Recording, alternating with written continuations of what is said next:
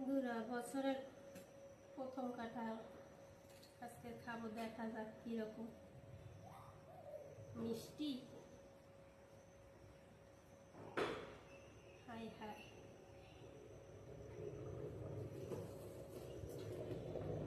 গাড়ি নিয়ে চলে এসেছি। এই যে জানি না কিরকম লাগবে, সাদা সাদা দেখতে। রসমালাই না মধু, খাইয়ে দেখি তো। রসমালাই রসমালাই খাবা? কিরকম রসমালাই? রসমালাই খেতে না মধু? এই যে